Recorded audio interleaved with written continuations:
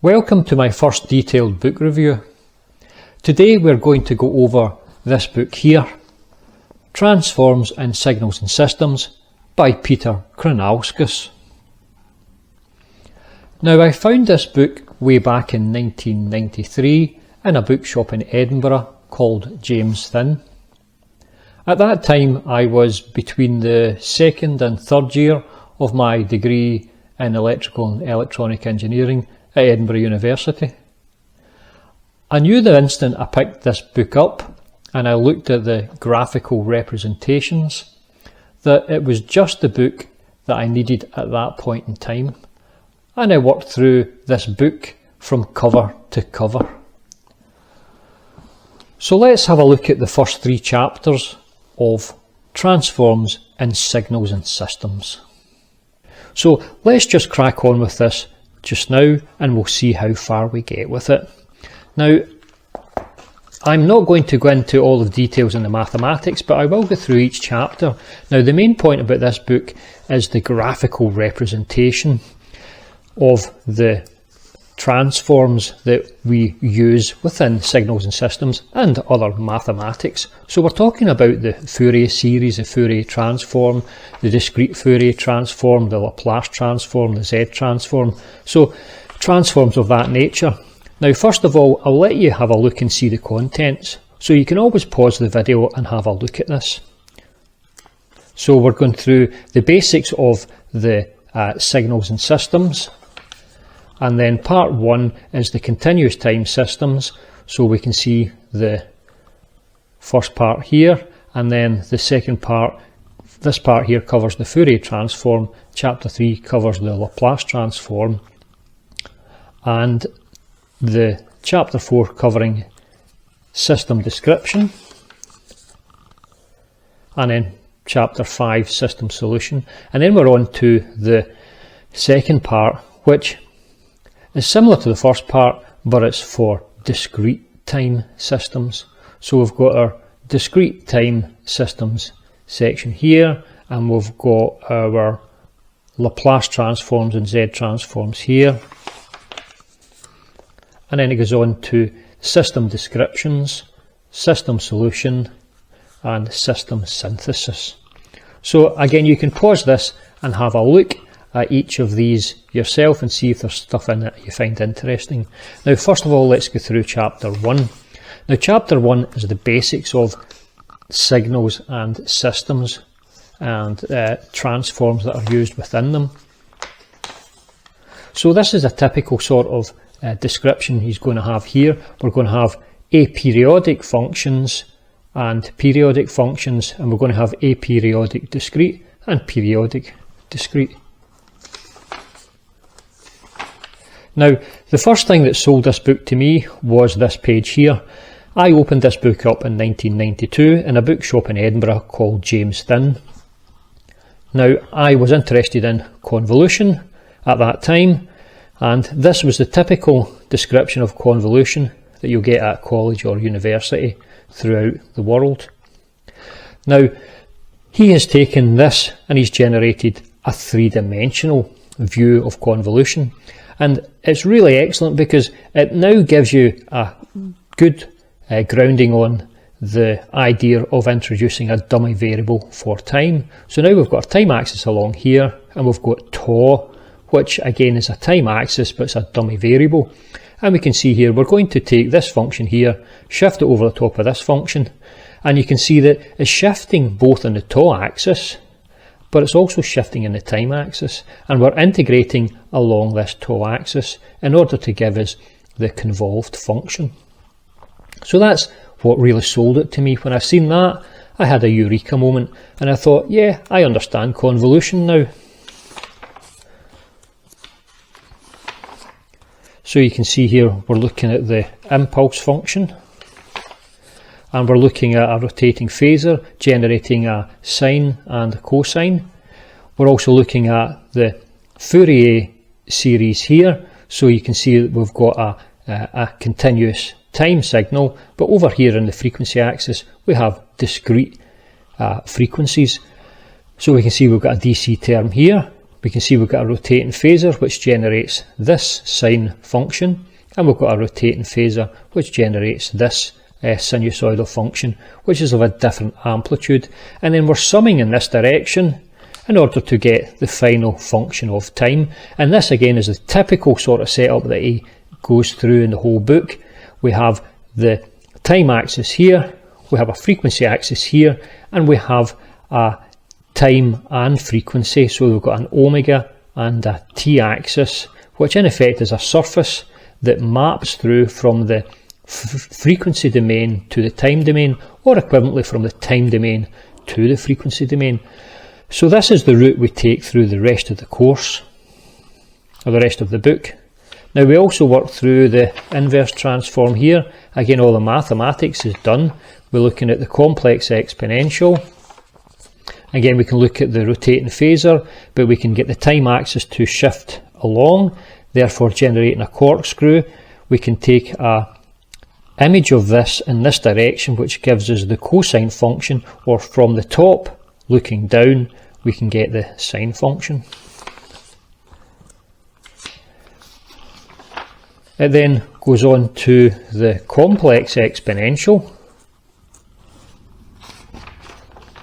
and it covers all of the parts of a complex exponential you see here. And it goes on to time shifting. So this is an excellent idea here. So if we've got a function of time maps through a surface to give us a function of frequency, if we shift this function in time, or equivalently if we allow the phasors to rotate round, then the shifting in time is allowing the phasors to rotate, or equivalent you could say allowing the phasors to rotate is shifting the function in the time domain. So you can see here a representation here, and then if we shift this in the time axis, you can see it's been shifted here in the time axis, then all of the phasors will now rotate, and you can see all of the phasors have rotated onto the imaginary plane here. So this function here is an even function, and it maps through a cos omega t surface. When it shifts over to here, we now have an odd function, and you see it now shifts through a sine omega t surface, and all of the phasors have been shifted by 90 degrees. Okay, so you can see a change in the phase gives us a change in the time here. So this is the best part of the book. It's the description of all of these ideas geometrically. So that's the first chapter. Let's move on to the second chapter, in which we go through the derivation of the Fourier transform. So let's continue with chapter 2, the Fourier transform. Now again, I'll try to describe the graphical representations here. So this is a typical derivation of the Fourier transform from the Fourier series, which you'll see at most universities or colleges.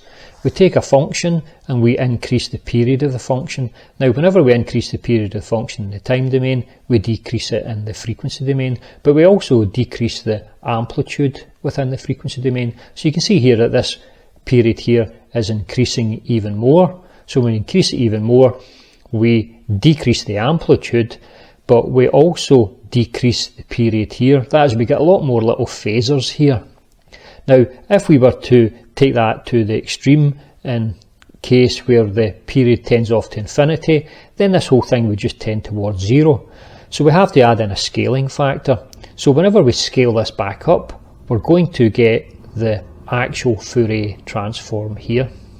So I'm not going to get into detail explaining this, it's just to give you a look at the actual graphics. So again, we're going to go through here, and this is really where it starts to get really interesting. What we have here is a continuous function of time, but it's aperiodic. Okay, so it's just a single little pulse here. Now we come through this surface here, which I'll explain in a moment, and we integrate in this direction, in which case we can get the actual frequency representation. So we've got a time representation here, and then whenever we do the Fourier transform we get the frequency representation. Now in this actual instance here we're actually doing the inverse transform. So what's happening here is we're going to have this function here of frequency, and we're going to modulate a surface.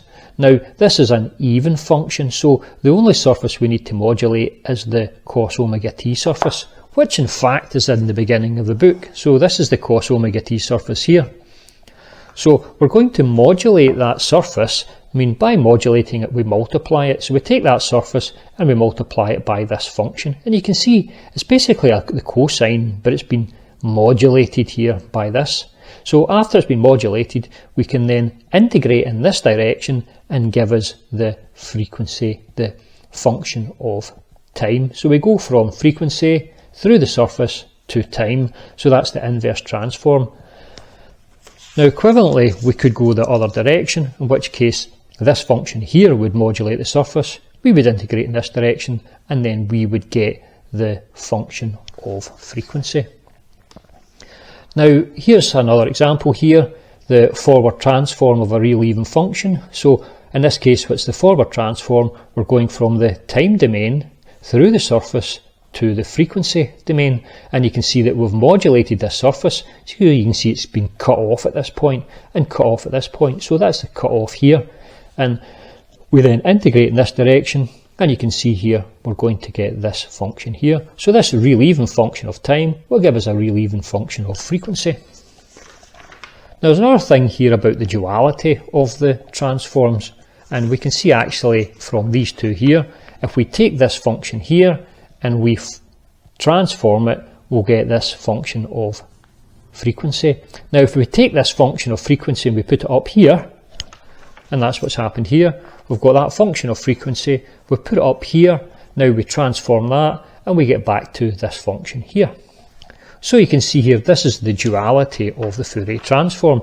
This surface would give us this function here, transform would give us this function, and then this function then transformed again will give us back to the original function. Now we're looking here as well about the transform of an impulse. So we've got an ideal impulse here. We can represent it as, in effect, a sinc function here. Now you can see here that what's going to happen is that in this instance here, if we have a function of frequency, and let's say it's just a height 1, all the phasors are at height 1, it goes off to infinity in this direction, off to infinity in this direction, then we just get this cos omega t surface heading off to infinity in this direction and this direction. So whenever we integrate in this direction here, all of the values here will integrate and will tend off towards a value of 0. The only thing that's going to be left is the part in the centre. So basically it's just a part in the centre which is height 1 that goes off to infinity this direction, infinity this direction. So we're adding up all of those values. In effect we're just adding up an infinity of values along this axis, which will give us a single spike here. Okay, so that's a nice representation of the a value of 1 in the frequency domain will give us a single point in the time domain. Now again, this also goes back to the idea of resolution. If we have a single point resolved in the time domain, so we know exactly where something here is in the time domain, then when we go look at it in the frequency domain, it's spread out over the entire frequency domain. Now equivalently, by the duality, if we were to take this function here and then put it into the time domain, so it would also give us a single point in the frequency domain. So we would be able to resolve an image exactly in the frequency domain, but it has the effect of spreading it over the time domain. So we look very closely in the frequency domain, but when we do that, we lose that information in the time domain. So this is why the Fourier transform is perfectly suited to describe the quantum mechanics. Whenever we talk about being able to resolve the position, but then losing information in momentum, or resolving the momentum and losing information on position. That's why we use the Fourier transform in order to describe that type of physics. So you can see here as well a time-lapsed image of shifting a function on time, and you can see as we shift it in time the phasors start revolving, and we can see we get this corkscrewing effect. And you can see another example here, time-shifted function. We shift the impulse function in time. When we shift it in time, it's equivalent to shifting in effect the entire surface. And when we shift the entire surface and integrate in this direction, we're going to get this corkscrewing effect. And we can see here an odd symmetric function. So this function here is odd, has odd symmetry, and whenever we work through the Fourier transform of this function, we see we're going to get an odd and symmetric function, but purely imaginary. And we can get another lot of descriptions here about the symmetries of this transform. And we can see here a nice little example here. We're going to have this function here. When we do the Fourier transform of it, we're going to get this function, but we can split this into an even and odd. So if we take the purely even side here and the purely odd part, we add both these up, we get this function which has got even and odd representations. So we can find the Fourier transform of this, which gives us this, the Fourier transform of this, which gives us this, and we can simply add both of these together to get the final Fourier transform. But of course we don't represent it like this, because what we would do is we would take all of these phasors in the imaginary axis and we would square them, and the phasors in the real axis we would square them, and we take the square root, and then we would be able to represent the magnitude and then have a separate phase plot. So we can see here another example of the Fourier transform of a real and even function. So the Fourier transform, it would map through a cos omega t surface, but we've also got a sin omega t surface as well.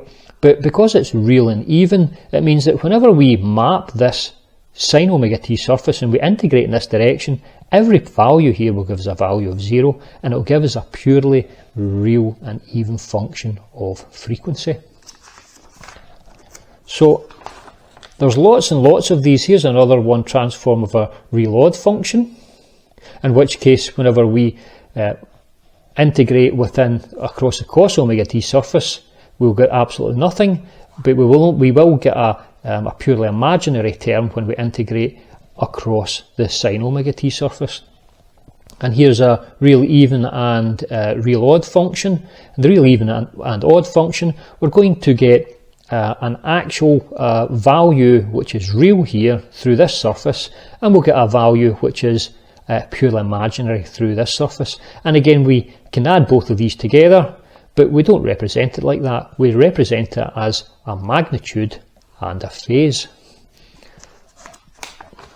So again, you can see here that we've actually got the representation here of the magnitude here and the phase within one single three-dimensional image. So if you look in for this angle here, you'll see this little image.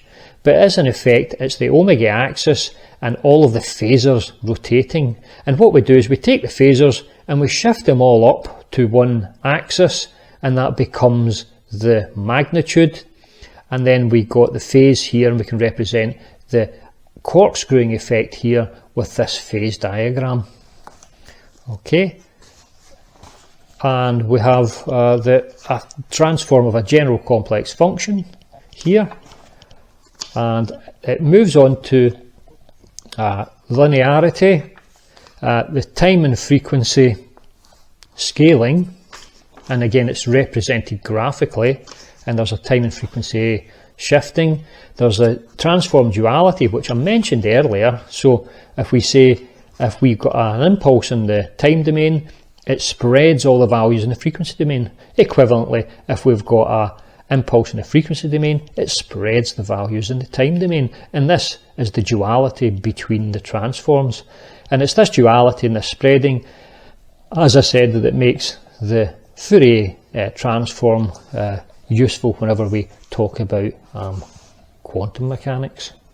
So we also get the time and frequency shifting here, graphical representations, and we've got the properties of convolution, and also what happens whenever we do differentiation and integration. So here's a quick example here. We'll just talk about the differentiation. We take this function here. When we differentiate this function, you see it's got a constant rate of change which is positive, so it's a value of 1. Constant rate of changes which is negative, a value of -1. When we find the Fourier transform of this function, we'll get this function here.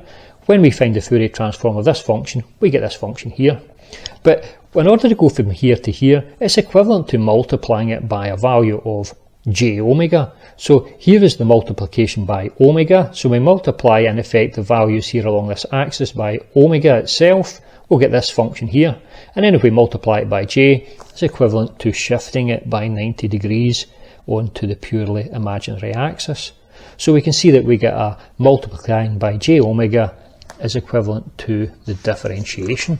And again, we can do the same for the integration, and it would be division by the j omega. Now, a little bit about energy and power here as well. And then also the sinusoidal function. So the sine function is represented by two phasors, one positive and one negative. And again, the sine function here represented by the same thing, but they're purely imaginary. So that covers chapter 2. It's a beautiful little exercise and a little mental exercise, just working out the diagrams, and it really allows you to cement your understandings of transforms. Now let's go on to chapter 3 when we look at the Laplace transform. Now let's continue with chapter 3. Now this will be the last chapter I will do in this video. So if you're interested in looking at any of the other chapters in this book, then please leave a comment, and if I get enough interest, then I will go on and look at some other chapters in the book. So the Laplace transform, again, it's done graphically and is an extension to the Fourier transform. So again, what we're going to look at here is, instead of a representation using phasors, we're going to look at it as a representation using decaying phasors or increasing phasors. Okay, so we're going to add this extra term, e to the sigma t, which is going to modulate the phasors. So you can see here the modulation represented. So we're going to, instead of having just a phasor which just rotates round, it's going to rotate, and it's also going to get smaller, or equivalently it's going to get larger. And you can see here the representation of the decaying phasor. And you can see that if we look at it in this angle here, then it's going to give us the cosine, but it's going to be a decaying cosine and a decaying sine. And you can see it rotating in the other direction here as well. And you can see a representation of the j omega and the sigma axis. And you can see here with the value of the j omega being 0, we purely have the real part here. But as the value for omega increases, you can see here that we're going to have the phasor's magnitude is going to increase. And then the opposite direction, you can see it's a decaying phasor. So it's a nice representation of that surface. Again, it doesn't matter too much if you don't really understand it 100%, but if you take a bit of time to work your way through it, you'll see that it all does make sense. Now, in this instance here, we're going to look at our first Laplace transform. So the Laplace transform can be seen within two images here. So first of all, we're going to look at the Laplace transform of a single slice here of this sigma surface. So what we would do is we would take our function here, and we want to find the Laplace transform of this function. So what we've got is a e to the sigma t surface, but we've only taken one cut of that surface. So that one cut of the surface is going to modulate this function. Now, when it modulates the function, we get this function here, and then this function in turn modulates the cos omega t and the sin omega t surfaces. And then whenever we integrate this here, we integrate this in this direction, then we're going to get the real part of this Laplace transform, and we're going to get the imaginary part of the Laplace transform from this one here. But again, that's only one single slice, okay? So we could add these two together, and if we were to look at them together, then we would have this little stylized image here, which is in effect like a little corkscrew. So what we've done is we've taken the heights here and the lengths here, and we've squared and squared, and we've taken the root, and then we've shifted them up to give us the actual heights here of these phasers. Now what we would do is we would just represent that as just one part of this Laplace surface. Now we would have to do that again, and we would have to shift this to a different position, and this would be a different shape, and then it would give different shape here and here, and we would have a different position here, and we would ultimately have a different shape here within the surface. Now you can see that represented here in terms of all of the values. So we've got our real function here of time, which we want to find the Laplace transform of. We have our e to the sigma t, so now it's represented as a full surface as opposed to just a little section of it. Now we would be integrating, we would be modulating this function each time, and that would change the shape or modulate the shape of this cos omega t and the sin omega t surface. And then whenever we integrated it each time, we would build up gradually an S-plane representation, which in this case here it would have purely the real values and then purely the imaginary values. Then finally we'd have to put these together to generate the final Laplace transform. So there's a little bit more involved in understanding the Laplace transform, but it's nice, and it can be described again in graphical terms. So we can see here another example here. This is the inverse Laplace transform. So we're taking this part of the imaginary part of the S-plane surface. It's modulating this sin omega t surface. The real part modulates the cos omega t surface. When we integrate in this direction, we get this little function. When we integrate this one, we get this function. We add both the functions together here, and once we've added both the functions together, we then modulate it here with this function to get back to the original, to get back to the time function. Okay, so again, there's nice representations here of the S-plane and the position of poles and zeros within it, and how it affects the functions in time and also the functions in frequency. So again, here's a representation here, and this is a Laplace transform of a real exponential. So that's the real exponential. We modulate it here with this part of the e to the sigma t surface. We get the modulated cos and the sin omega t. We integrate to get this part of the real part of the S-plane surface, the imaginary part of the S-plane surface. We then multiply and square. We get this representation here, but down below you can see what would actually happen.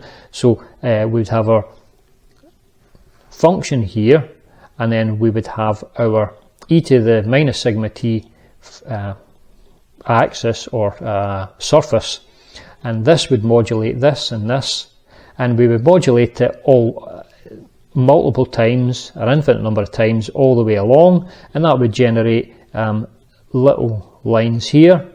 Okay, and we would be working out each individual section of this S-plane. So we would come up with a real part for the S-plane, an imaginary part for the S-plane, and then we would join these together, again square and add real imaginary parts to get the actual magnitude.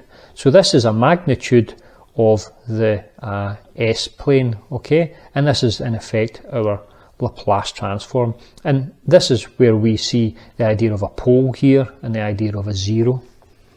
Okay, so it's a nice graphical representation. You need to take your time to have a look at it, and you can see here it represented the way you would normally see it, with a pole zero mapping on the sigma j omega axis, and you can see here that this would be this representation here. We would split it into the real and imaginary parts. The real imaginary parts would then in effect we'd be modulating the surfaces here, and we could work our way back to the original function.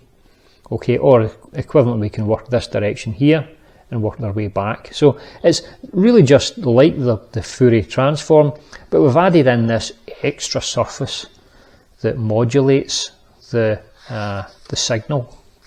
So again, we can get the pole zero positions, and we can see how that affects the functions in the time domain.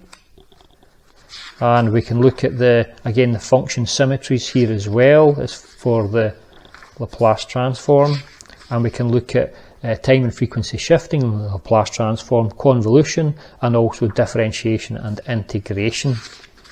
Again, it's all represented beautifully and graphically.